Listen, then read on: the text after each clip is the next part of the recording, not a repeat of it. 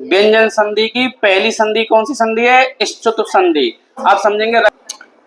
यूं मत सोचियो कि हम व्याकरण पढ़ रहे हैं और यार रट लें, रट्यो नहीं जावेगो।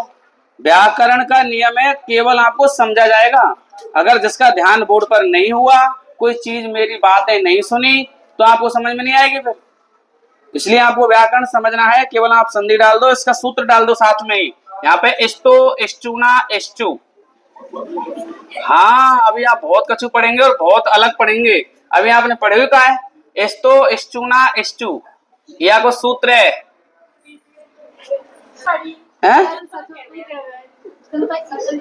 अब अपने ऊपर है, बोल रहे हो तुम कछु बोल रहे हो है ना, तुम सच तो बोल सके। अब मैं मेरी हैबिट में इष्टुत्व आ रही है तो मैं इष्टुत्व बोल रहा है।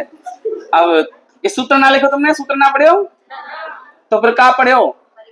अरे ऐसे थोड़ी है परिभाषा, कोई परिभाषा अलग थोड़ी है। ये सब कुछ मैंने कोई कहीं ना, संस्कृत टोटल सूत्रों पर आधारित है। तो ये इसका सूत्र है, इस्तो, इष्टुना, इष्टु। इसके बिना आप परिभाषा बना ही नहीं सकते। और तुमने परिभाषा रटी होगी है ना। अब मैं आपको समझाता हूँ कि कैसे होगी संधि। अब तक आपने क्या पढ़ा क्या नहीं पढ़ा, अब अलग देखो, कुछ हटके मिलता है कि नहीं मिलता है। मिलेगा कुछ हटके? मिल रहा है? तुमने कहा देख लियो। अभी देखो कि इस्तो, इष्टुना, इष्टु की काया को सूत्र है इस्तो, इष्टुना। अब रख दो पेन कॉपी ने आराम से। अब मोई माओ ध्यान दी जाओ। कहाँ ध्यान देनो है?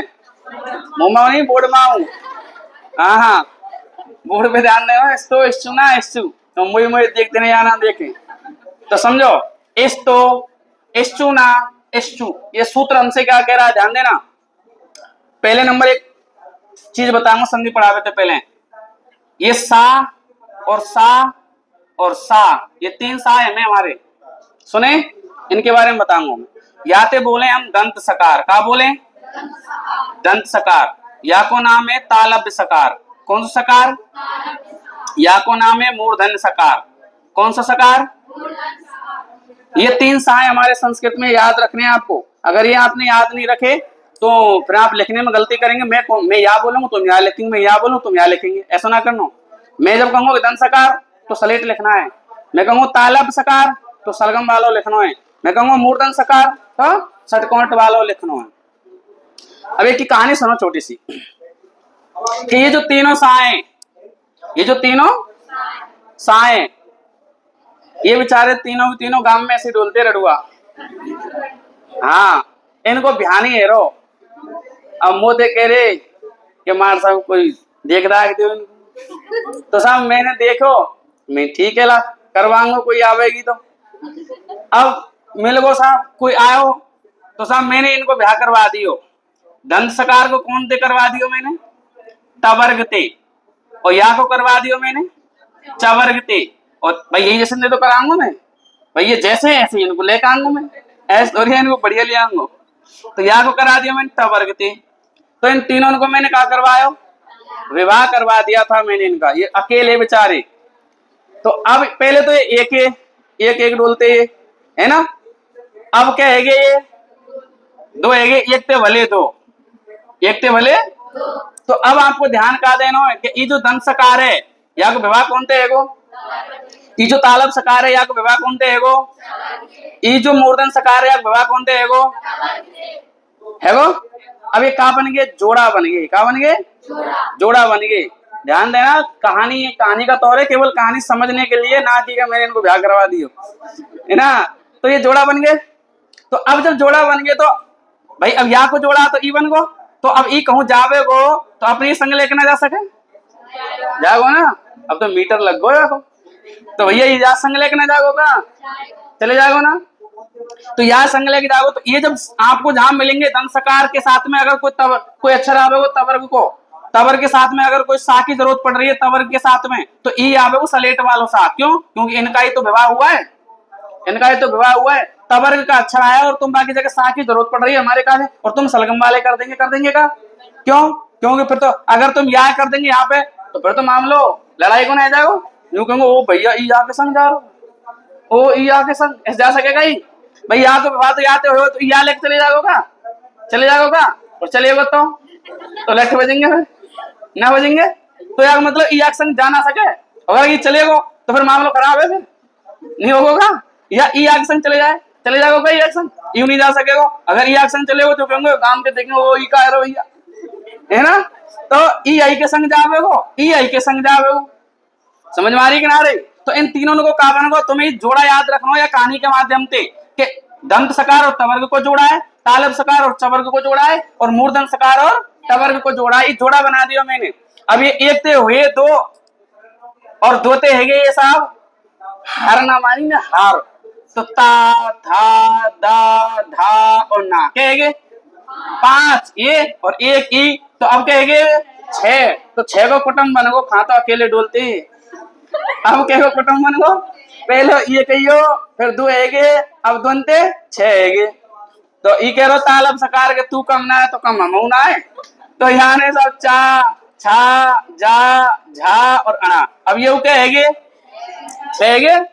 अब ई कह रहे हो तुम 2 ही कम ना तो मैं ही कौन सा कम हूं। तो भैया यू ने पूरा 6 को कुटुंब बना लियो, यानी टा ठा डा ढा और अना। तो 5 और 1 6 है। तो ये आपको ये जोड़ा ध्यान रखना है इस कहानी के माध्यम से, है ना, कि दंत सकार और तवर्ग एक जोड़ा है, तालब सकार और चवर्ग एक जोड़ा है, मूर्धन सकार और तवर्ग मिटा दो आप। ये केवल समझाने के लिए है कहानी, ये आपको ध्यान देनी चाहिए। देखिए सूत्र में देख लो आप, साक्षात बिल्कुल, है ना, कि इस्तु ना इस्तु। अब ता को अक्षर आ रहा है तो ता के संग में सा की जरूरत पड़ रही है, तो दंत सकार है ना, तालब सकार तो नहीं है। अगर होता तो मामला खराब हो, फिर तो होगा ही नहीं ना। जोड़ा बनवायो भाई, ब्याह करवायो है, कोई छोटा मोटा काम थोड़ी है। इस्तु ना, यहाँ देखो तालब सकार के संग में सा सलगम है कि नहीं है, चवर्ग के संग में सा सलगम है कि नहीं है। यहाँ पे देखो चवर्ग के संग में सा सलगम है कि नहीं है, कि ना है। जैसे मैं कोई शब्द लिखता हूं, चलो निश्चल, तो देखो निश्चल सा तो आ रहा है, हमने यूं तो ना पता तीनों ही साई बोले, हमने कहा पता कौन सा आवे वो, लेकिन निश्चल तो सा के बगल में कहा छा, और छा कौन को वर्ग है बताओ, चवर्ग को हते के ना है, और चवर्ग को विवाह कौन से करवाया, तालब सकार थे। तो तालब सकार को अक्षर आयो कि ना आयो, बोला आयो कि ना आयो, तो गलत तो ना गई। तो ये कहानी आपको ध्यान रखनी है, ये सच में जोड़ा करवाया मैंने, तुम समझ में कहूँ सच में इनको विवाह करवा दी। तुम रहेगी जाना कैसे लड्डू खावे नहीं आए तुम हैं। अच्छा चलो, तो अब देंगे। तो सूत्र है इस्तु इष्टु ना इष्टु। अब मैं इसको समझा रहा हूं, आप देखो कि दंत सकार अथवा तवर्ग, ध्यान देना, दंत सकार अथवा तवर्ग, तालब सकार अथवा चवर्ग के, दंत सकार अथवा तवर्ग, तालब सकार, अब सिगित सा बोल रहा हूं जो मैं नाम लेके, तालब सकार अथवा चवर्ग के आगे आए या पीछे आए, कहीं पर आ जा, दंत सकार अथवा तवर्ग, तालब सकार अथवा चवर्ग के आगे पीछे आए तो दंत सकार अथवा तवर्ग का तालब सकार अथवा चवर्ग हो जाता है, उसे हम इष्टुत्व संधि कहते हैं। बोलो सीखे ना सीखे, ना सीखे, परिभाषा बन गई, परिभाषा बनाई मैंने कि दंत सकार अथवा तवर्ग, तालब सकार अथवा चवर्ग के आगे आ चाहे पीछे आ, तो फिर दंत सकार अथवा तवर्ग का तालब सकार अथवा चवर्ग हो जाता है, उसे हम इष्टुत्व संधि कहते हैं। नासी के तो और समझो, दोबारा डायग्राम से समझा रहा हूं आपको। देखो ये दंत सकार है, ठीक है, ता था डा धा और ना एगो ना एगो एक जोड़ा पूरो ही, एक कुटुंब एगो पूरो के अभी कह रहा हूं कि दंत सकार तवर्ग पूरा है। ये जो दंत सकार तवर्ग है ये तालब सकार या चवर्ग, ये तालब सकार है गो, ये चवर्ग है गो, चा छा जा और झा और अड़ा। आगे बात समझ में कि ये जो दंत सकार तवर्ग है ये या तो तालब सकार चवर्ग के आगे को आ जा। अब आगे लिख रहा हूं मैं, डायग्राम तो एक ही साइड पे बना लो, समझा रहा हूं तुम्हें समझो ध्यान से। ये जो वर्ग है ये पूरा जो एक साइड को जो पूरा कुटुंब है दंत सकार अथवा तवर्ग, ये तालब सकार चवर्ग के आगे आ जा, चाहे आके इतने पीछे को आ जा, कितों आ जा, आगे आ जा चाहे पीछे आ जा। तो फिर दंत सकार अथवा तवर्ग का, दंत सकार अथवा तवर्ग काय में बदल जाएगा, तालब सकार अथवा चवर्ग में। तो ये जो दंत सकार अथवा तवर्ग है ये काय में बदलेगा बताओ, परिवर्तित काय में है ये बदलेगा तालब सकार अथवा चवर्ग में क्रम से। तो क्रम से तालब सकार सा चा छा जा झा और अणा, ये बात है तो ये तो आधे रहेंगे। ये इसका डायग्राम बन गया आपका। दोबारा कि अब ई एक साइड को ई पक्ष है, और दूसरा तरीका समझो, एक साइड को ई पक्ष है और एक साइड को ई पक्ष है। एक कुटुंब ई है और एक कुटुंब ई है। ई जो कुटुंब है, ई जो पक्ष है, ये कमजोर पक्ष है। कैसा पक्ष है? कमजोर पक्ष है। और ई जो पक्ष है, ये कैसा पक्ष है? मजबूत पक्ष है, बलशाली पक्ष है। तो ई जो दंशकार तवर्ग है, आगे आवेगो तो जी बदलेगो, और अगर ई आके पीछे आवेगो तब भी ई बदलेगो। ऐसा नहीं है कि आगे आओ तो ई यहाँ बदलेगो और ई अगर पीछे आओ तो ई बदलेगो, ई आगे आ जाओ ई पीछे आ जाए तो ई बदलेगो ना। ई कितों आ, ई चाहे आगे आ तब भी बदलेगो, चाहे पीछे आ तो ई बदलेगो, ई नहीं बदलेगो।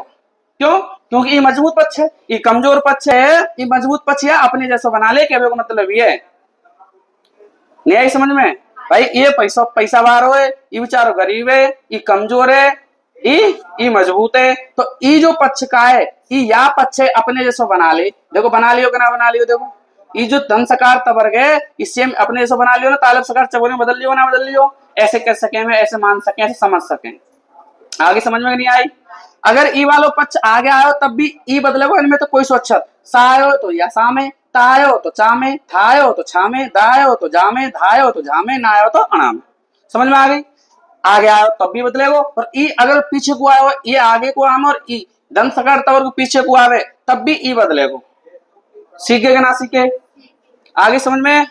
दोबारा देखो कि धन सकार अथवा तवर्ग, देखो दोबारा परिभाषा बन रही है अब कि धन सकार अथवा तवर्ग तालब सकार अथवा चवर्ग के आगे आए या पीछे आए तो दंत सकार अथवा तवर्ग तालब सकार अथवा चवर्ग में परिवर्तित हो जाता है, उसे हम इष्टुत संधि। जैसे उदाहरण से समझो तो फिर जैसे देखिए, रामस प्लस सेते।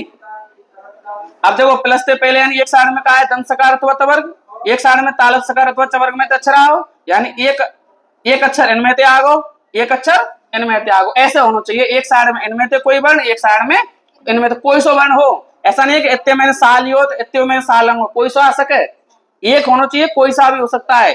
तो फिर अभी ई बदलेगो कि ई बदलेगो? ई बदलेगो। तो काय में बदलेगो? राम सा सलेट काय में बदल रहे हो? सा सलगम में, तो का बन गो? रामस, और फिर ई जैसा है वैसे की वैसे लिख देंगे, तो सेते, रामस सेते, ऐसा बन गया। अभी कौन सी संधि हो गई? सीखे कि ना सीखे? इस प्रकार से संधि हम पहचानेंगे। काई तो पहचानेंगे संधि विच्छेद में कि एक साइड में दंत सकार तवर्ग में तो कोई अक्षर होगो, एक साइड में तालब सकार अथवा चवर्ग में तो कोई अक्षर होगो, तो वो कौन सी संधि होगी? जोर से बोलो, कौन सी संधि होगी? तो फिर बदलेगा कौन? दंत सकार अथवा तवर्ग बदलेगा। किसमें बदलेगा? तालब सकार अथवा चवर्ग में। सीखे कि ना सीखे? तो बदल दियो। जैसे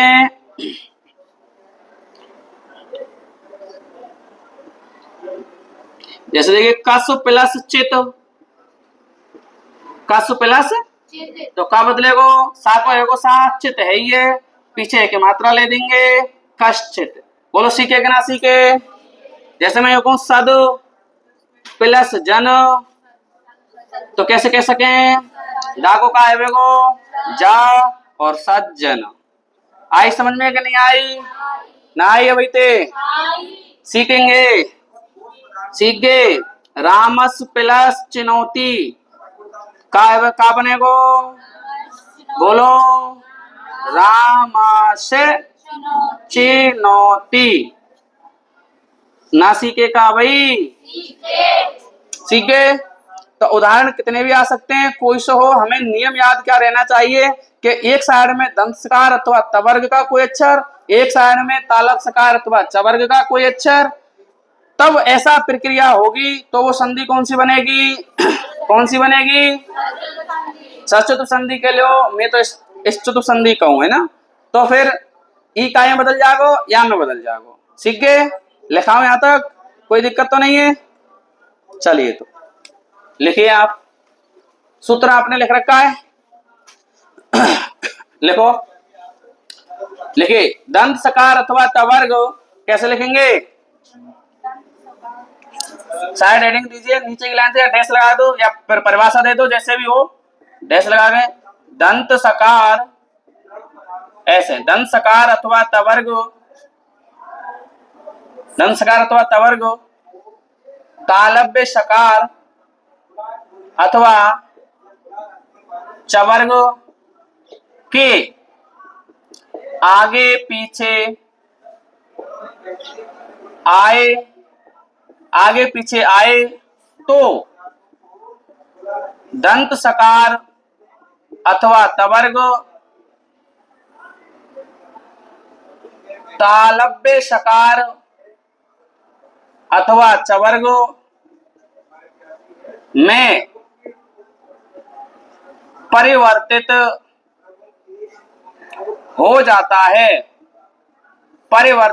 जाता है उसे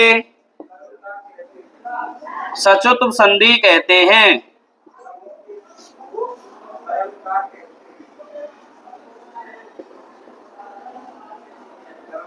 इस प्रकार से आप परिभाषा लिख सकते हैं कि दंत सकार अथवा तवर्ग तालव सकार अथवा चवर्ग के आगे पीछे आए तो दंत सकार अथवा तवर्ग तालव सकार अथवा चवर्ग में परिवर्तित हो जाता है, उसे इष्टतु संधि कहते हैं।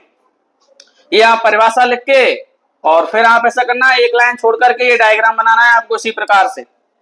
बात समझ में आई नहीं आ गई? समझ लेना एक बार में ही, परिभाषा लिख के एक लाइन छोड़ के फिर ये डायग्राम बनाना है आपको, ऐसे ब्रैकेट में बंद करना है, फिर एक लाइन छोड़ के आपको उदाहरण उतार लेने। जैसे और उदाहरण पढ़ाता है उसमें से एक उदाहरण सारंगीन प्लस जय,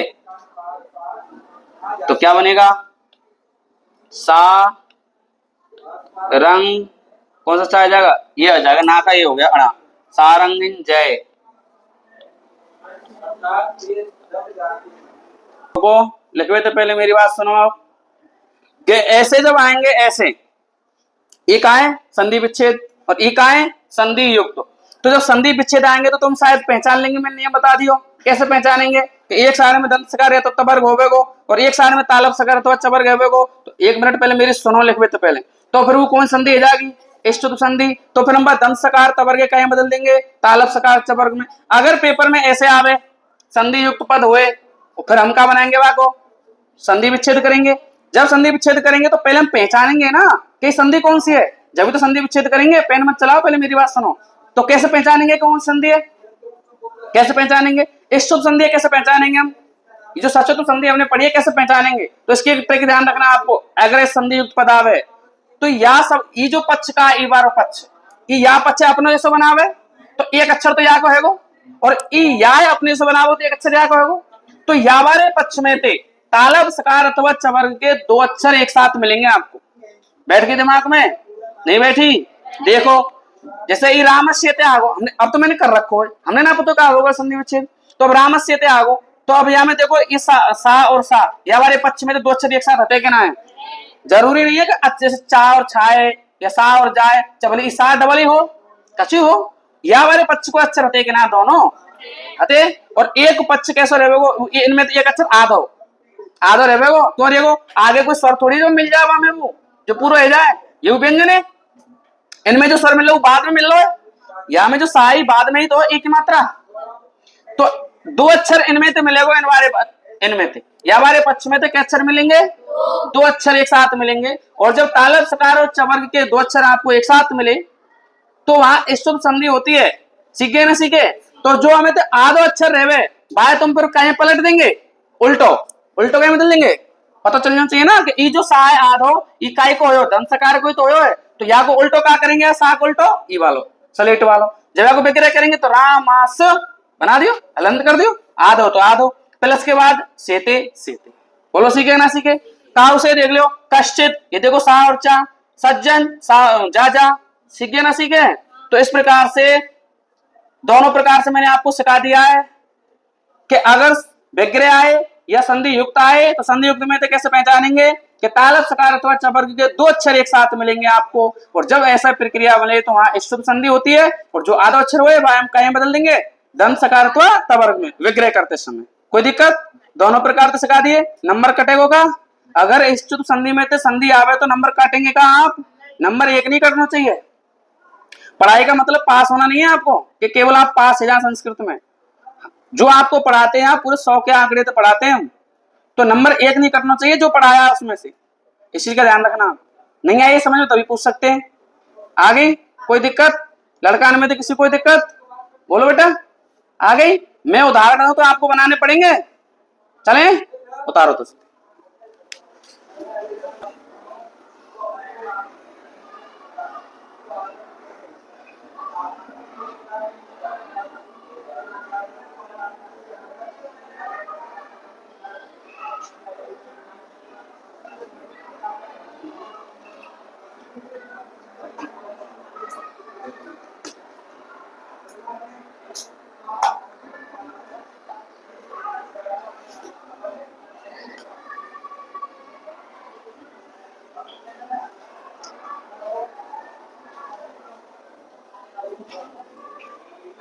मिटा दूं का?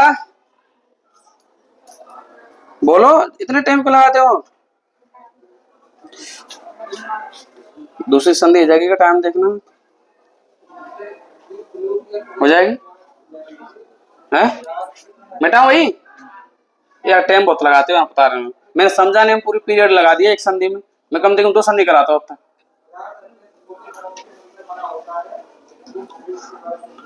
फिर वो सिस्टम खराब है, जब हम आधा अधूरा रह जाए फिर वीडियो में, या तो वो संधि पूरी होनी चाहिए वहां में एक।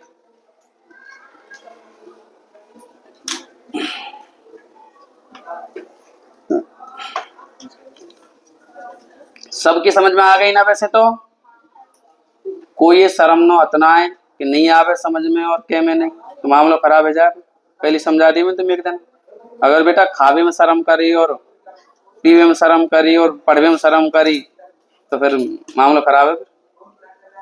खावे में शर्म ना करे कर, हम जय में जाए, पात में जय रहे, और फिर साहब लड्डू ले भैया, ना ना ना ना, तो शर्म करो। अरे शर्म भाई करो भैया, अरे शर्म मत करे, शर्म करे तो क्या हो?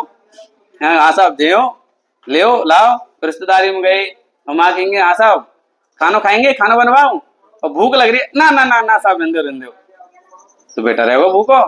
और अगर शर्म नहीं करी तो हाँ साहब भूख लग रही है, बनवाओ खाएंगे, तो पेट तो भरेगा। और वही डोल तुम्हारे यहाँ पे। अगर आपने कई मिनट की समझ में आ गई, आओ गुरुजी आ गए, गुरुजी आ गई, और समझ में आई ना है तो फिर मामला खराब है। फिर तुम्हारा फिर क्या सीखेंगे? यहाँ जिंदगी के साथ खिलवाड़ कर रहे हो आप। आपका भविष्य जो सुनहरा बनने वाला है वो फिर कैसे बनेगा आपका? इसलिए आप पूछने में, पढ़ने में शर्म महसूस नहीं करनी है, समझे? तो बताओ समझ में आ गई तो ठीक, नहीं हो तो दोबारा समझाते हैं, बाकी आगे चलते हैं। अब सुनिए साहब दूसरी संधि, इष्टोत्तर संधि। कौन सी संधि है? इष्टोत्तर संधि।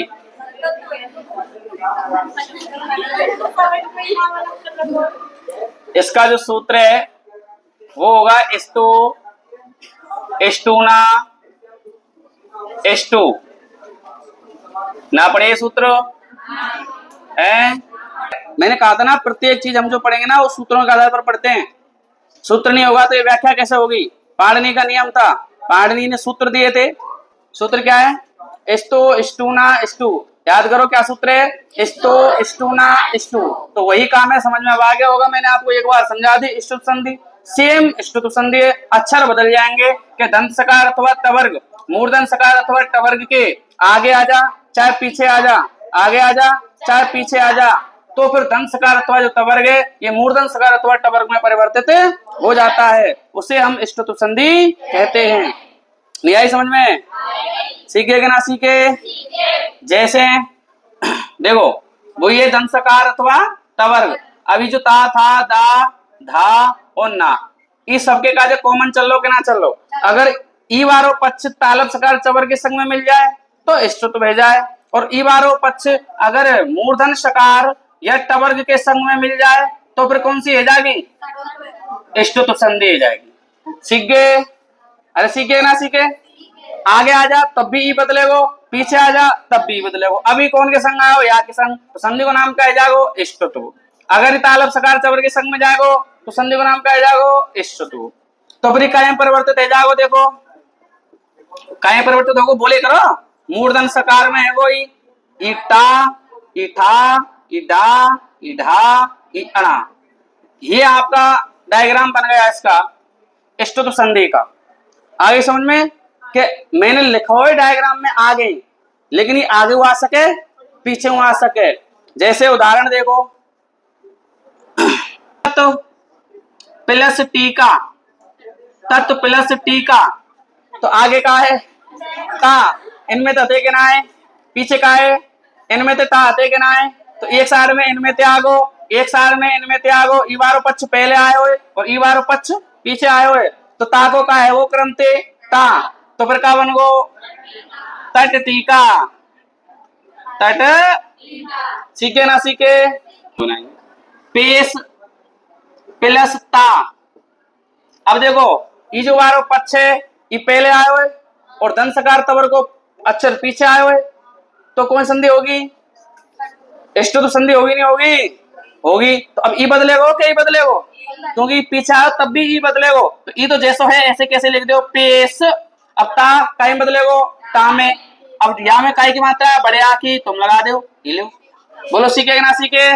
इसी प्रकार से चेस, चेस प्लस ता बनेगो। बोलो सीखे ना सीखे? ना सीखे? हाँ, जैसे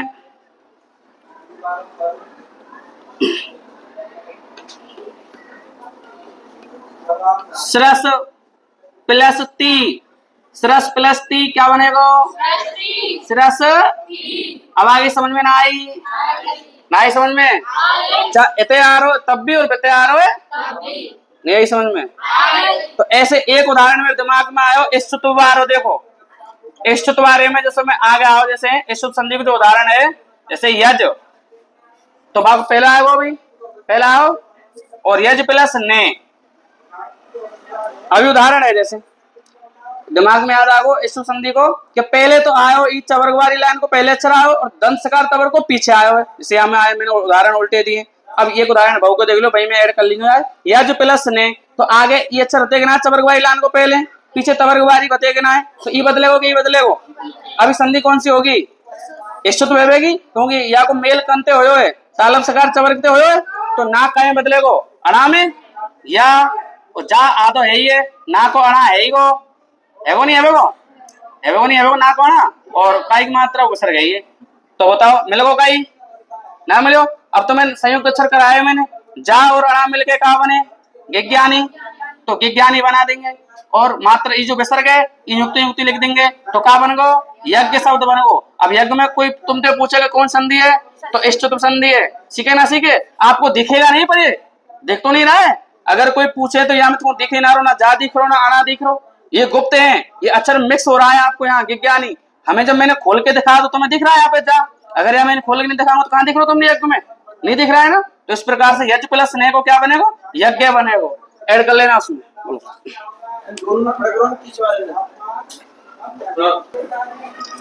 चलिए सबसे पहले परिभाषा लिखो फटाफट, इसकी परिभाषा लिख के इसके बाद डायग्राम बनाना है, इसके बाद उदाहरण बनाना है। तो वही परिभाषा लिखे कैसे लगा के, यदि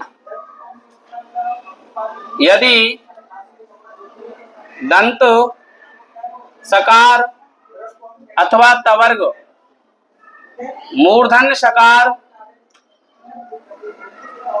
मूर्धन्य सकार अथवा टवर्ग के आगे पीछे आए तो दंत सकार अथवा तवर्ग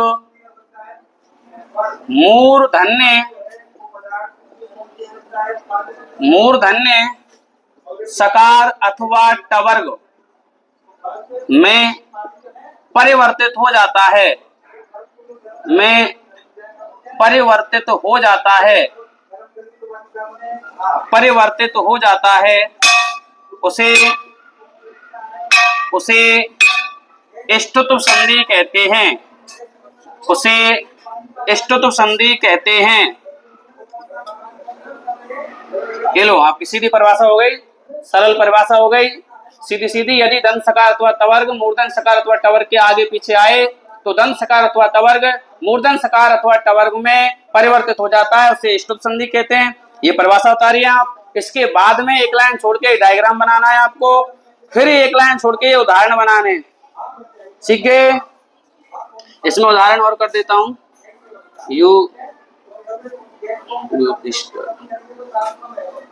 युधिष्ठ प्लस तरे क्या बन जाएगा? युधिष्ठिर, युधिष्ठिर। सीख गए ना? सीखे? ऐसे बहुत सारे उदाहरण बनेंगे। बाकी टाइम हो गया, ये 2 संधि आपकी कंप्लीट हो गई भाई। कोई दिक्कत?